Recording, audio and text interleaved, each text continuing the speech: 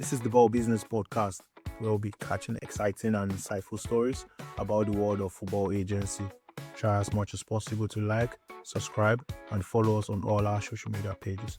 My name is Fumbi Ball, and I would like you to catch up with us. Welcome to today's episode of the Ball Business Podcast.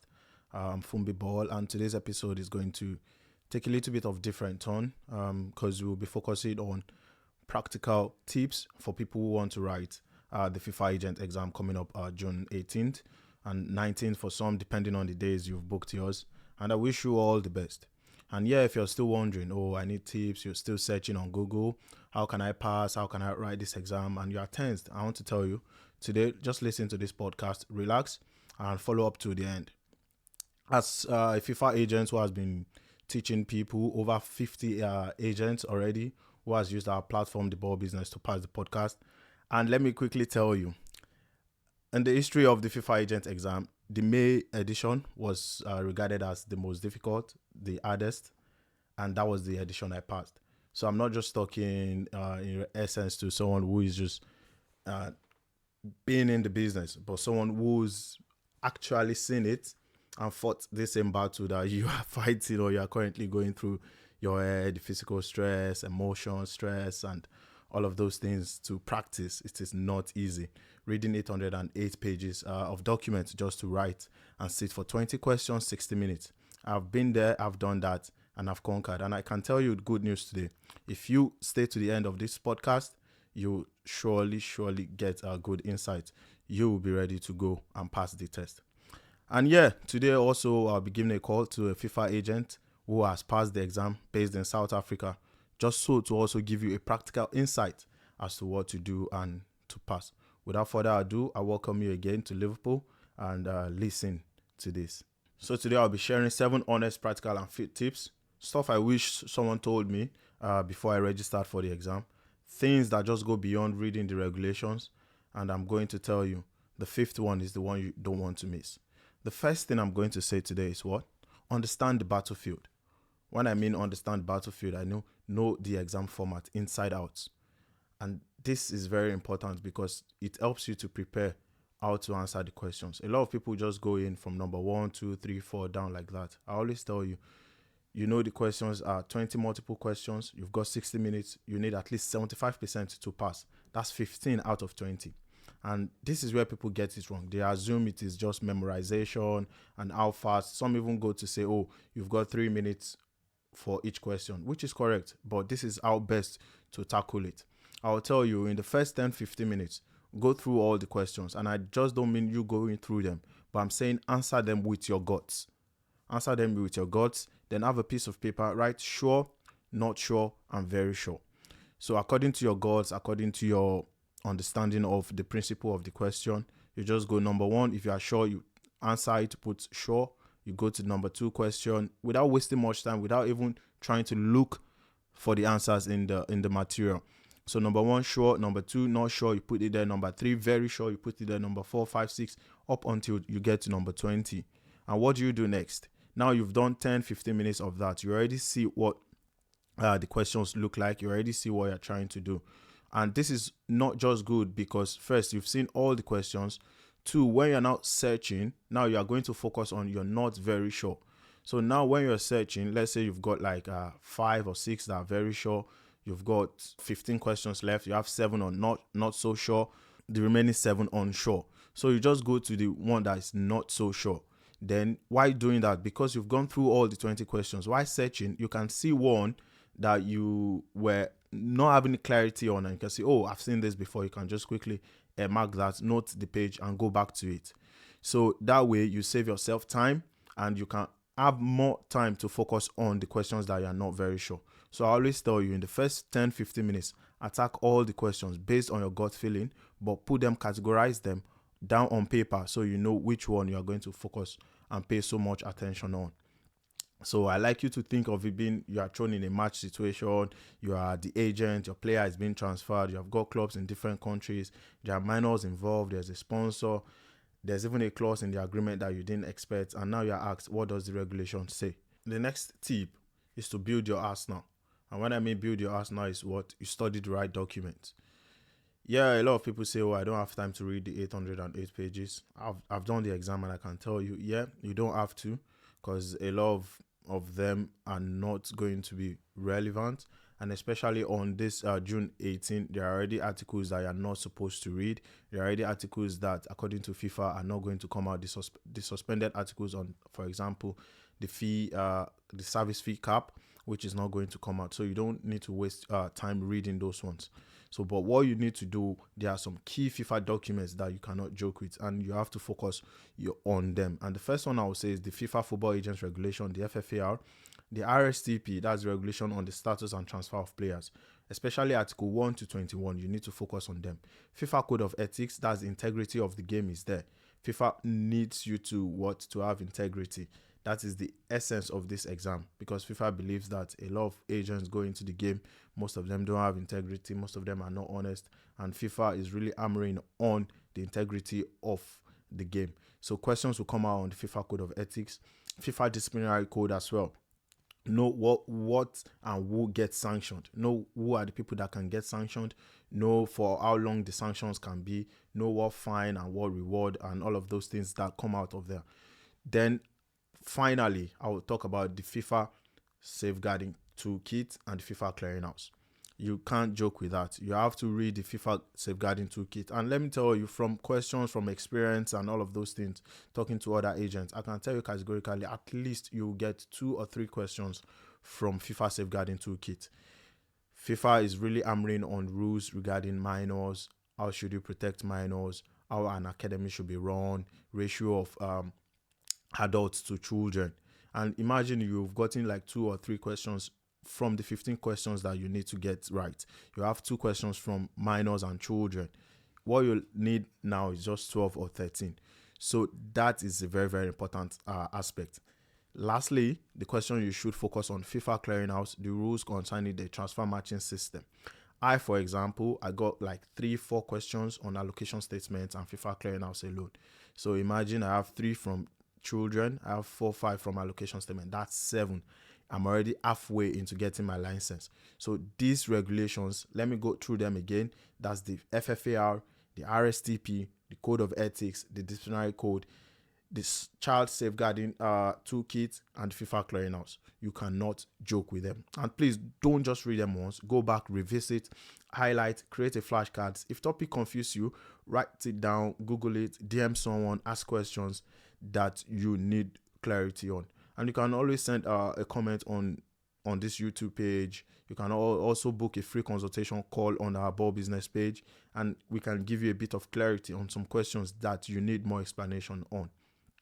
Yeah, and that brings me to the third tip. And what is that? Practice like you play. You know, there's a saying: the harder you practice, the easier the game day is. So I always tell people, practice, practice, practice, practice.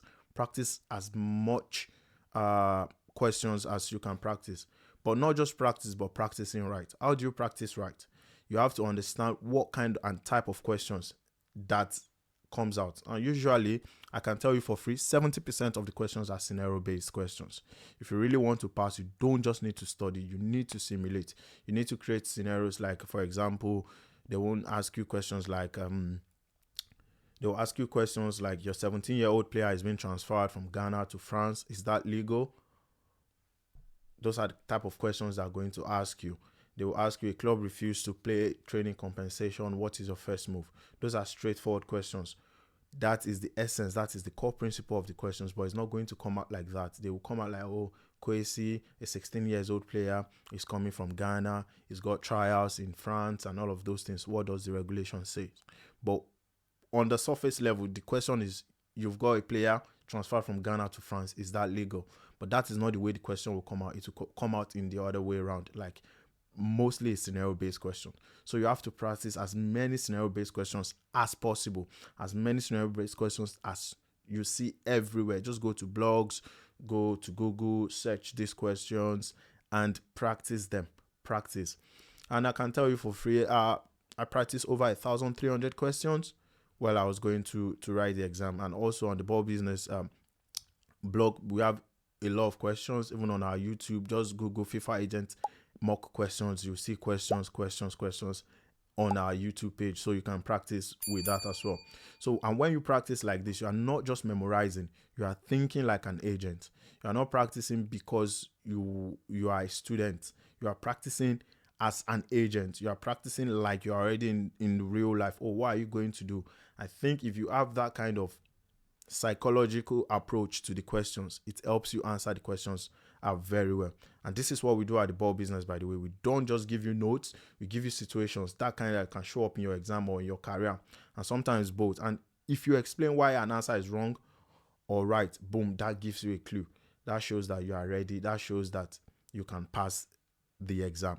So I'll always say practice like you play and focus so much on scenario based questions. Before we go to the fourth tip, I promised you I'm going to call someone from South Africa. His name is Plizo Embo Sports in Johannesburg, and he's going to give you tips or listen to someone else or second opinion on how best to prepare for the exam. First of all, if you don't mind, probably a brief introduction of yourself and where you're calling us from. My name is Simpion Kiza. From South Africa. I run a sports agency called Embo Sports. I'm a FIFA licensed agent. Thank you, Embo Sport. That's my very good friend right there. Yeah, I'm going to ask you firstly because a lot of questions has been coming. How best do we prepare for this exam?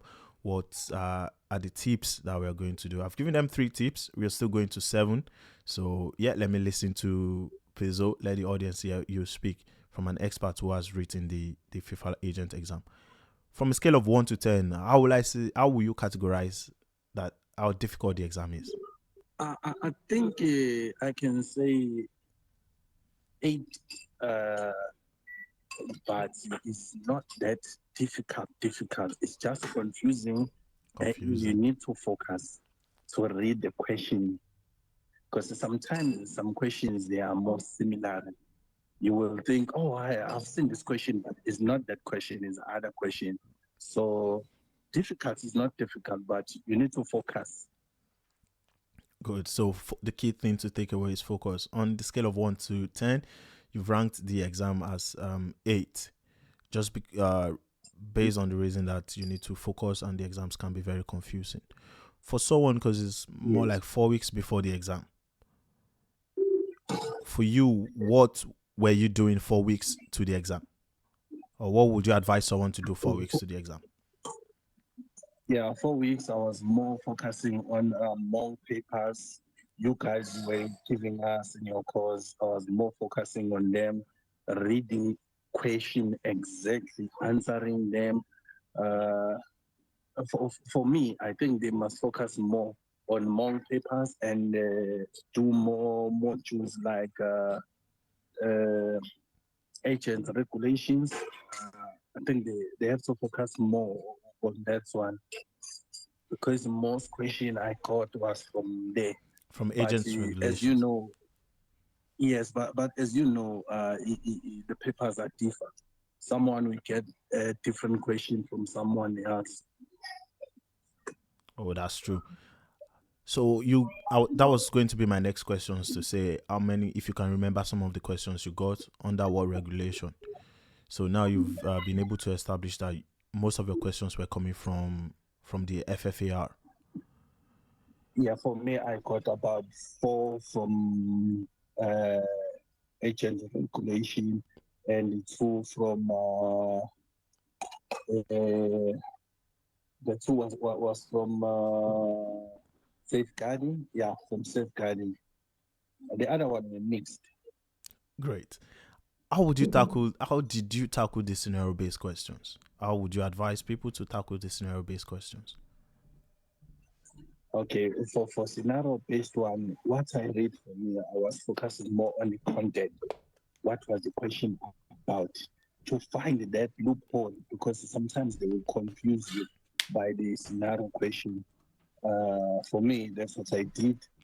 Uh, yeah, because I got about 3 of them. First, they are more confusing, but when you focus more and read exactly, you'll find some small loophole because maybe only one thing that twists everything. Great. Thank you for that. Then I was going to ask, searching or finding the answers has been constantly coming up from people, from our students asking me, oh, how do I navigate searching the answers? How do I navigate searching the exams? For you, how did you do that? If you remember correctly, navigating was the last option. In the classes, we were more focused on reading, knowing everything. For me, I think I only navigate two out of 20. I already passed it when I was navigating because the 18 I got, and then the two one I wanted just to get 100%. Then I got it. Fortunately, I got it. But for me, it was not in my mind. In my mind, as you were teaching us that we must read and know everything, not to cram.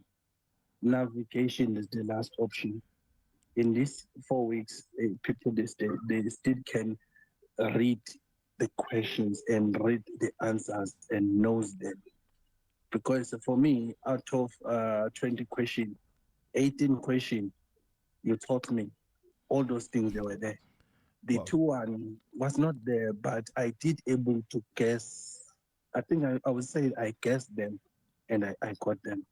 So more like following your guts and following your understanding of what the Because materials are already said. yeah, because, yes, because you remember when you teach us everything. Sometimes when you get a question, you remember, oh, these guys, they once told me this and this and this. So this one will work like this. That's how I got them. Because if you were not there for me, I think I would maybe get two or three. You're flattering me now. Thank you so much. But of course, you did put in the hard work, understanding the principles, showing up, doing all of the heavy lifting as well, answering as many questions that comes your way, and all of those things. So yeah, and I can also say well done because you need to be dedicated for you to pass the exam, and that dedication did pay off as well. This brings me to another question, if you don't mind.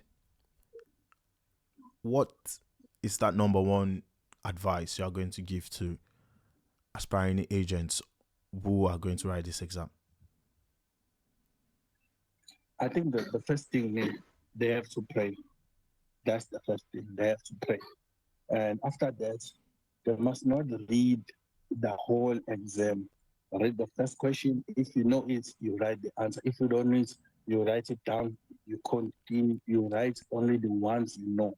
Then you come back. Those ones you don't know, you come back. Then you try to navigate them. The other way to navigate, you can navigate the answers instead of the question because Good. definitely the answer will tell you exactly. If the question, let me say, maybe a question is something else, the answer can lead you to a right question. Of course. I don't know if you understand this. Yeah. To put more clarity on that, what I'm trying to say is for those that, let's say, you're trying to get clarity on a question and you can't find the keywords on that question while you're trying to search on the study material, you can use your options, the objective options, as your keywords. That's what you're Yes, trying it's to say, true. right? Yes, yes. Yeah, that's a very good advice, trust me. Especially when it comes to the options that deals with fines and let's say figures 10,000 US dollars, French language, Arabic language, or putting days, the questions that actually deals with days where the options are, let's say 14, 15, 30 days. Just put in the keywords, Yeah. the days as your keywords, then it brings in everything, then you can be able to find it. Yeah, that's a very good advice. That's a very good advice. So, Also, one more thing, people they must focus when you teach them. They also must ask questions. If they are not clear, they must ask. Because sometimes you will teach and then someone will be like, hey, I'm scared to ask. And then the exam come, boom, the same question you didn't want to get a clarity on is there. yeah. So, yeah, to be fair, I always tell people always drop a comment on our blog, on our YouTube page, even on Instagram. If you need clarity on anything, you can go to our website and book a free consultation call, and we'll be able to help you. You've got 4 weeks to prepare, and it is a good enough time to do a lot of things and still pass the exam. Thank you so much. Thank you so much, please. You're welcome, my friend. Yeah, I think I will let you go now. My regards to the family and the business back home in South Africa. Okay, I'll do that. Thanks a lot. And God bless you. You helped me a lot. Thank you, my friend. Thank you, my friend. Cheers. Bye. Yes. Yeah, that is from Plizo from South Africa, Embo Sports. He was one of the students at the ball business, and he registered for our course. He came for our webinars, and I attended all the classes. And I can tell you now, he's a FIFA licensed agent, and it is very good. I can also tell you for free, 4 weeks before the exam is a very good time for you to still study and for you to pass the FIFA agent exam. Now let's go to the 4 tips. What is the 4th one? I would say don't sleep and don't sleep on the regulations regarding minors and female maternity. Don't sleep on those regulations. Like I already said, if there's a golden topic that shows up every single time, it is the regulations on minor. And because FIFA really wants to protect the interest of minors and the regulation on female maternity leave. How many days, how much do they get paid when they go on leave? How many days can they go on leave? Is there a just cause for you to terminate their contract and all of those things? When can a minor be transferred internationally? What are the 3 exceptions allowed, the EU and EAA exceptions regarding minors? Those are the kind of questions you will get on minors. So I can tell you, please and please, if you have not read questions on minors, or if you have not been able to study and understand the principle in which FIFA is trying to pass, or the message they're trying to pass across in regards to minors, this is the time for you to go and look at it. And why does this matter? Because FIFA is very sensitive when it comes to issue of protecting youth game and protecting the interest of female football. So minors and female football, those are very, very conversant topics, conversant subject matters that does come out all the time. Yeah. Before we go to the 5th tip, I can tell you special shout out to the sponsors of this episode, Nextinis. Nextinis is a sports hospitality company. They are preparing people and fans for AFCON and the World Cup, and they have been magnanimous enough to give FIFA agent exam toolkit sponsored by the ball business, and 100 questions also by the ball business, prepared by the ball business for you guys that are aspiring to become agents. All you just need to do is go to Nextinis Instagram page and follow them. Follow ball business Instagram page and comment on this section of this episode to say followed Nextinis FIFA agent exam, and I'll pick 2 lucky winners and send you the ball business FIFA agent toolkit and 100 questions for you to pass the exam. Yeah, what is the 5th tip? Study ethics like it is a law school exam. And why did I say that? Because ethics is big. Most people treat ethics questions like an aftermath. I want to tell you, no, you don't have to do that.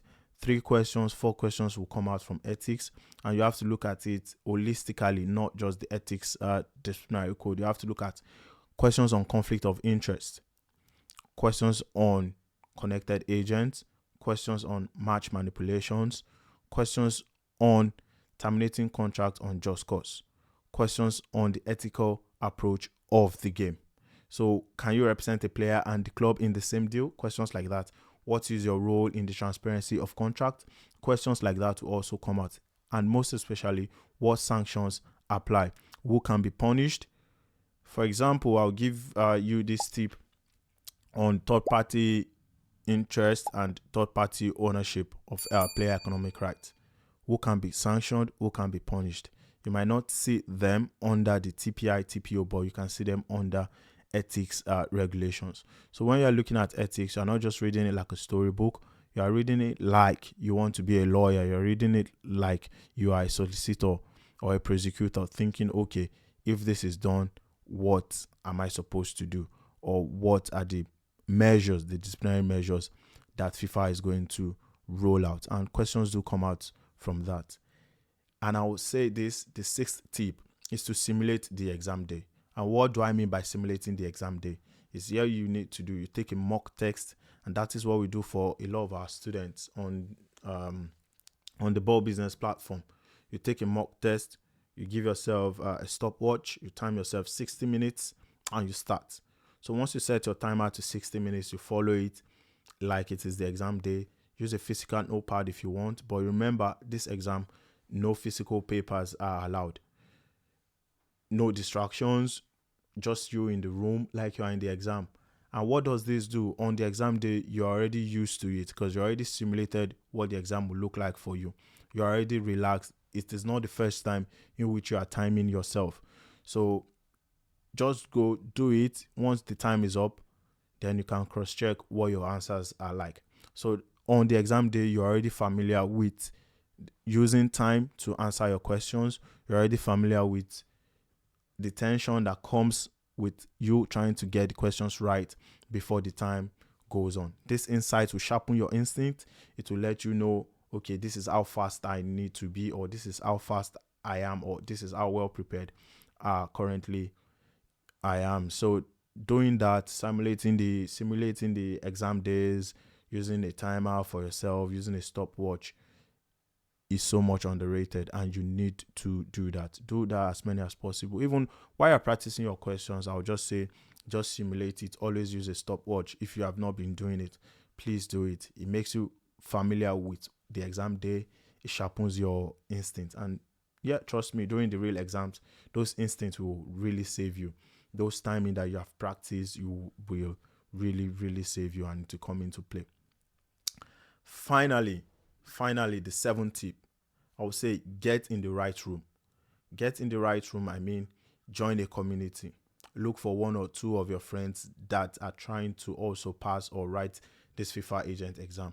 Study with them, brainstorm with them, ask questions. You guys have a discussion.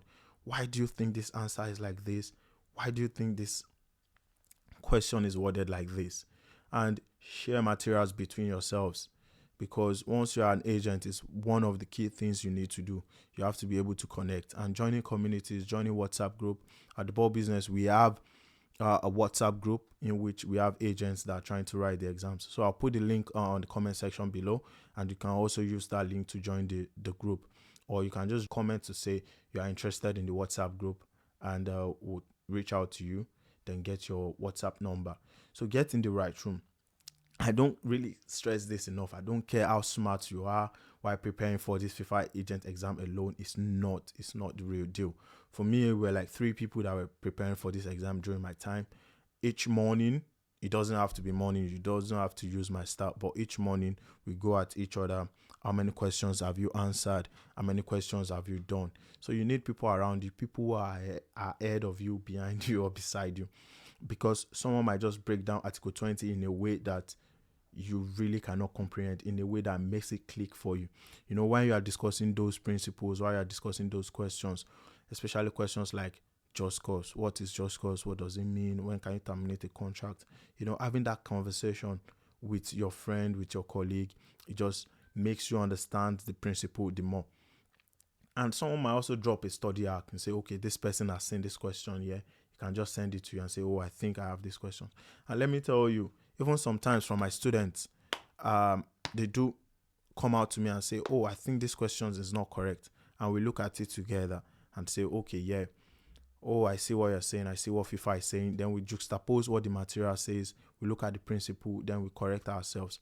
So what I'm just trying to say is, no matter how smart you think you are, no matter how experienced you think you are, you need to get in the right room. You need to work as a team. You need to speak to people. You need to find a study partner. And big shout out to Martin Blackshield, one of our students. He found out a question and he came back to me and said, oh, this. And we looked at it together and we really need to change it. Even for some of the questions that we put on our YouTube, we've seen a lot of you, and I want to appreciate you as well. Special shout out to all of you that always say, oh, why is this question like this? I think this question is like this. We go back. Sometimes it's just human error. Sometimes it's what we think the answer is. And we go back, we go back to the page, we look at it and say, okay, yeah, this person, this student is actually correct, and we change that, we effect that change and upload it again. So thank you to those of you that have been doing that to us, and we really appreciate you. So you see, nobody is a specialist, or nobody is too special to join a community to write this exam. So whether it's a WhatsApp group, whether it's a study forum, or one of our ball business Q&A sessions, just plug in. Don't study this alone. Thank you so much. I hope you've enjoyed this podcast. I hope you've enjoyed this episode. You've enjoyed listening to my friend from South Africa. And like I said, follow Nextinis. You might be the lucky person who will win the 100 questions and our FIFA agent exam toolkit from the ball business. I hope to see you on the other side of the exam. I hope to see you on the other side of being a FIFA agent, and we can connect as well and work together in future. Thank you so much. Like, subscribe, comment, and share if you enjoy this podcast. And what most importantly, good luck. Good luck, guys. Thank you.